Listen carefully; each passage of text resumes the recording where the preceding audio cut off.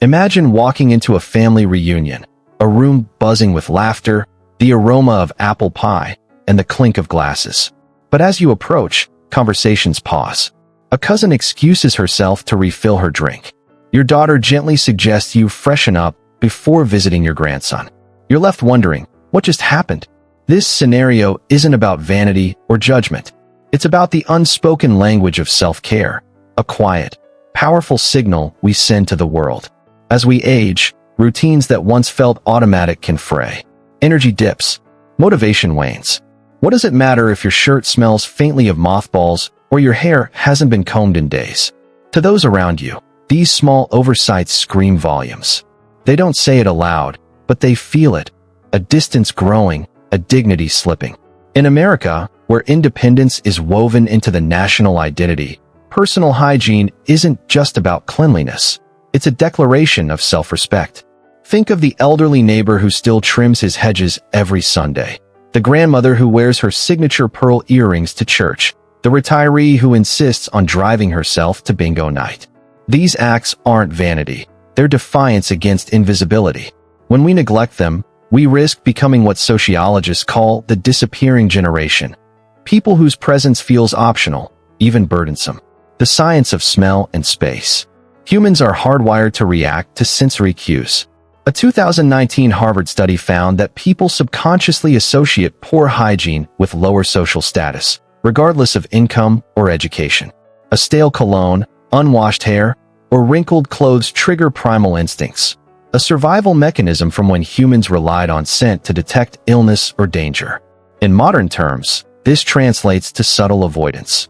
Co-workers sitting farther away in meetings, grandchildren hesitating before climbing into your lap, friends forgetting to include you in group photos.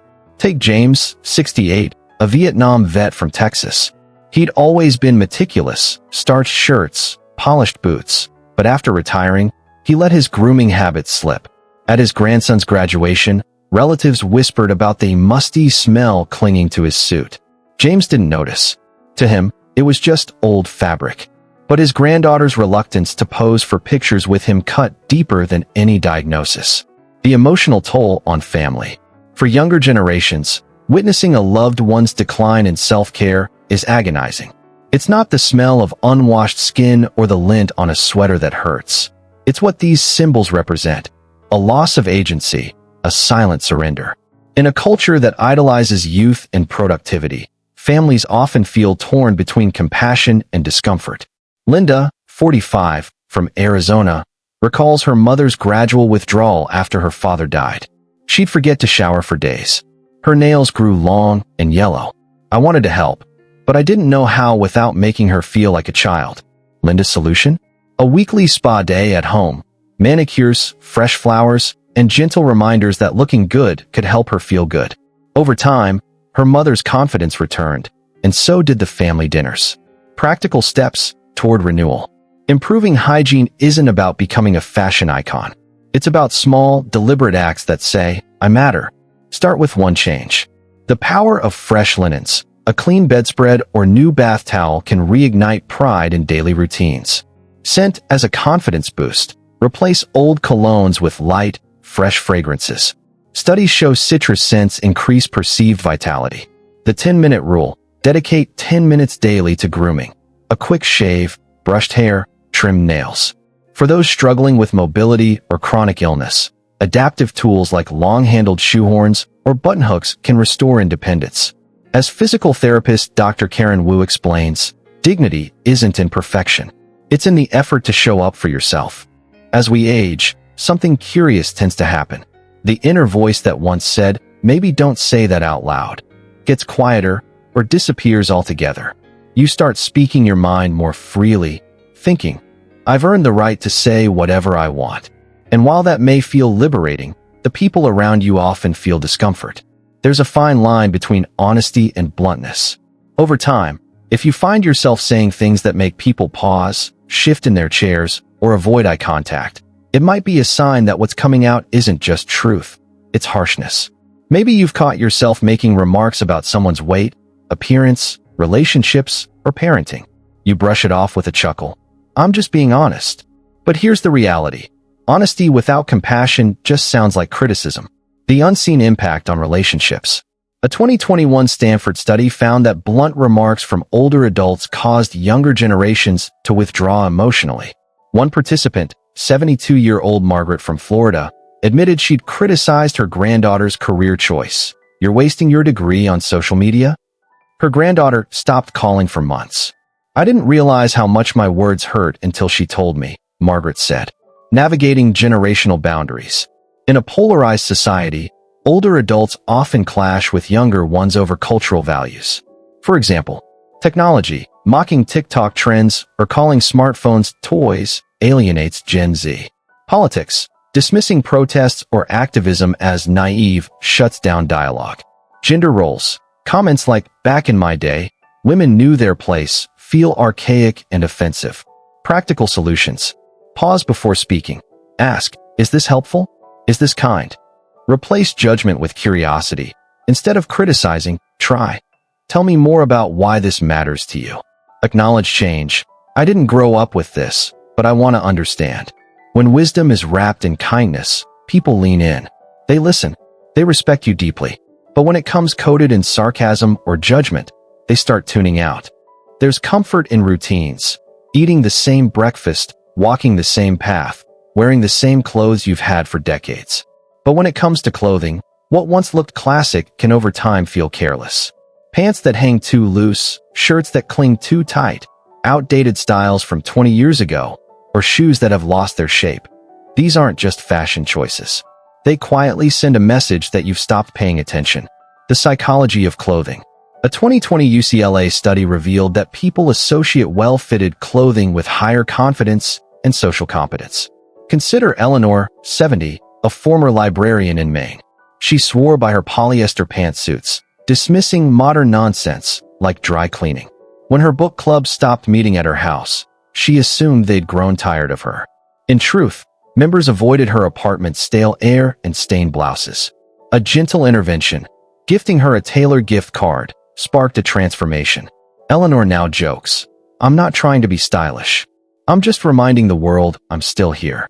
Practical steps. Invest in basics. A well-fitting pair of jeans or a crisp shirt can change how people respond to you. Adapt. Don't imitate. Update your wardrobe without chasing trends. Swap outdated prints for solid colors. Seek feedback. Ask a trusted friend for honest opinions about fit and style. Your clothes are the first thing the world sees. Even in old age, that first impression still matters. Every generation thinks the one coming up behind them is missing something. But when criticism becomes your default, it doesn't make you wise, it makes you bitter. The hidden cost of judgment. When you constantly critique younger generations, you send a message, "I'm not interested in understanding you." This pushes grandchildren and younger relatives to keep parts of themselves at a distance. Building connection instead. Shift from sarcasm to curiosity. Replace "these kids have it easy" with "what's it like finding your way in this world?" This opens the door to dialogue, not division. Case study. The grandparent who listened. Robert, 65, used to mock his grandson's TikTok career. After a heart-to-heart, he asked, "How do you make money on that?" His grandson's explanation surprised him and deepened their bond. 6. Ignoring modern etiquette. The unseen social rules. Times change, and so do social norms. Speaking loudly on your phone in public, standing too close in line, or playing videos without headphones in waiting rooms can make people uncomfortable, even if you don't realize it. Why it matters. Modern etiquette isn't about being uptight. It's about showing you're still engaged with the world. When you adapt, you build respect and admiration. Simple adjustments. Observe others. Notice how people around you behave in public spaces. Use headphones. Avoid playing videos aloud in shared environments. Respect personal space. Step back in lines or crowded areas. 7. Oversharing medical problems. The balance between honesty and sensitivity. It's natural to discuss health challenges as we age. But when conversations always circle back to aches, pains, and medications, people start to feel like they're in a waiting room, not a relationship. The emotional toll on family. Younger family members may feel helpless hearing about issues they can't fix. They withdraw quietly, not out of disrespect, but exhaustion. Finding balance. Choose your audience. Share struggles with close friends or support groups, not every interaction. Focus on positives. Talk about hobbies, books, or nature alongside health updates. Ask about others. Shift the focus to their lives occasionally. 8. Being stubborn about outdated beliefs. The courage to evolve. Word count 2083. The world has changed. Technology, culture, and social norms evolve rapidly. When we dig heels into old beliefs, we risk being seen as unwilling to grow. The fear behind resistance. Stubbornness often hides fear. Fear of losing relevance, fear of being left behind. But your relevance doesn't come from holding on to the past. It comes from courageously meeting the present. Staying open-minded. Ask questions. Tell me more about what that means to you. Update your understanding. Read articles or watch documentaries on modern issues. Embrace humility. Admit when you don't know something. 9. Walking or moving without awareness of space. The grace of presence. As we age, our pace changes. But being unaware of how our movements affect others can lead to friction. The subtle impact. Blocking aisles in grocery stores or stopping suddenly in walkways makes others feel like they have to manage you. Practical tips. Stay to one side. Pause in less crowded areas. Be mindful in public spaces. Keep aisles clear while shopping. Use canes or walkers thoughtfully. Ensure they don't obstruct others. 10. Making jokes that don't age well. The evolution of humor. Humor is a gift, but some jokes no longer land. Teasing remarks about race, gender, or stereotypes can push people away. The shift in cultural values. Younger generations prioritize inclusion and empathy. Outdated humor feels disconnected or disrespectful. Updating your wit. Avoid stereotypes. Focus on self-deprecating humor instead. Laugh at yourself. Show humility and perspective. Test the waters.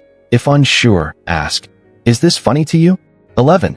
Acting helpless when you're not. Reclaiming agency.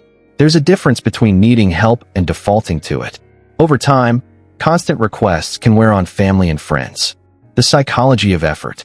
People admire effort more than perfection. When you ask for help only when needed, others feel honored, not burdened. Reclaiming independence. Try first. Attempt tasks before asking for assistance. Learn new skills. Master smartphones, apps, or gadgets. Celebrate small wins. Carry your own bag or follow a recipe independently. 12. Pretending you're always right. The wisdom of humility. Being right isn't the goal. Being connected is. When the need to win overshadows the need to listen, people stop engaging. The power of admission. Saying, "I don't know," or "tell me more" builds trust. Practical steps. Hold opinions lightly.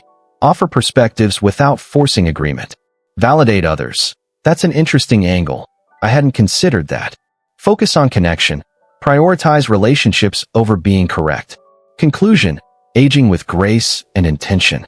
These 12 habits aren't about perfection, they're about awareness. Small shifts in how you speak, listen, dress, joke, or interact can transform how people experience you and how you experience your own place in the world. Aging gracefully isn't about chasing youth. It's about showing up fully, fiercely, and without apology. When you care for yourself, listen deeply, and stay curious, the world leans in closer. As the poet Mary Oliver wrote, "Tell me, what is it you plan to do with your one wild and precious life?"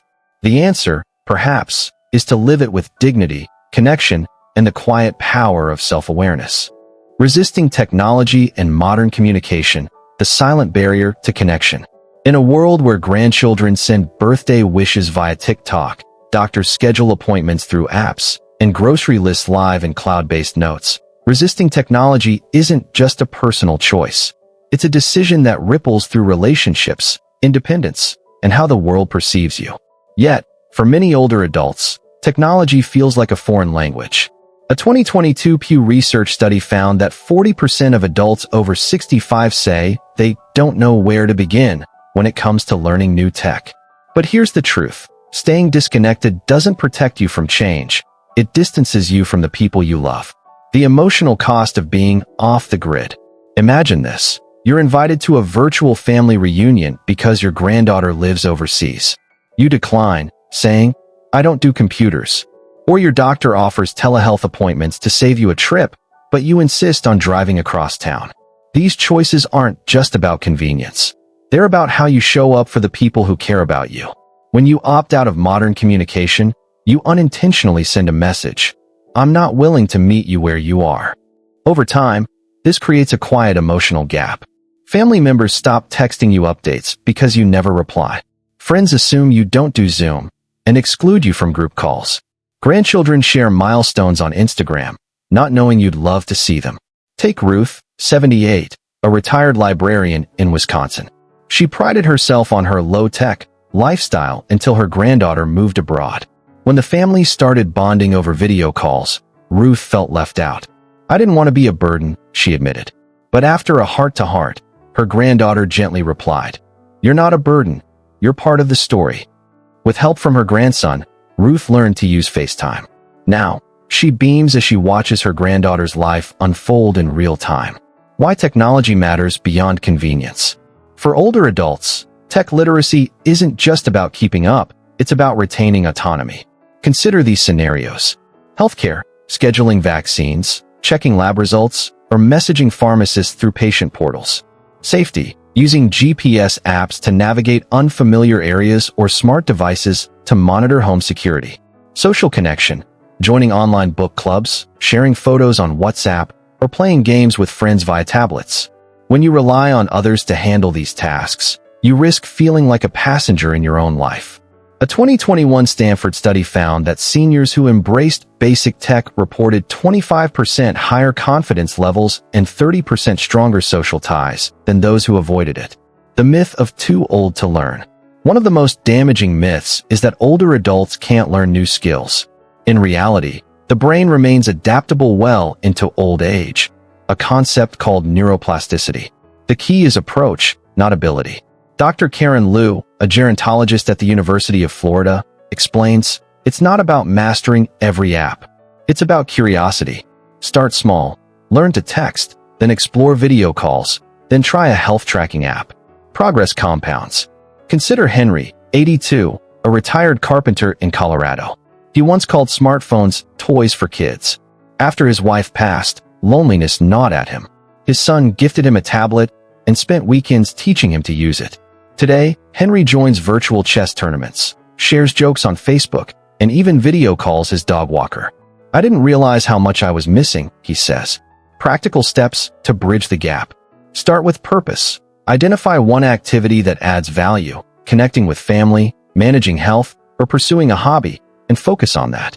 Example, if you want to see grandkids' photos, learn Instagram or WhatsApp. Ask for help and be specific. Don't say, "Teach me everything." Say, "Can you show me how to send a text?" Or "How do I join a Zoom call?" Use senior-friendly resources, apps like GrandPad, designed for older users, or classes at local libraries often simplify the learning curve. Practice daily. Spend 10 minutes a day navigating an app or device. Repetition builds confidence. Embrace mistakes. Accidentally send a photo to the wrong person? Laugh it off. Every error is a step toward mastery. The cultural shift, why this matters in America. In a country that idolizes innovation, resisting technology can quietly erode how others perceive you. Younger generations may misinterpret reluctance as disinterest or stubbornness. But when you make an effort, even small steps like texting a grandchild or using Uber Eats, you signal, "I'm still engaged. I still want to be part of this world." This shift isn't about abandoning handwritten letters or face-to-face conversations. It's about adding tools to your toolkit, not replacing what works. Think of technology like a cane. It's not a sign of weakness. It's a way to keep moving forward. A new narrative, aging as a learner, not a relic. The most admired elders aren't those who cling to the past. They're those who evolve while staying true to themselves. Imagine telling your grandchild, "I learned to use TikTok so I could see your dance videos." Or joining a virtual wine tasting event with friends. These acts aren't about chasing youth. They're about claiming your place in the present. As author and aging advocate Ashton Applewhite writes, aging isn't about slowing down. It's about expanding what's possible.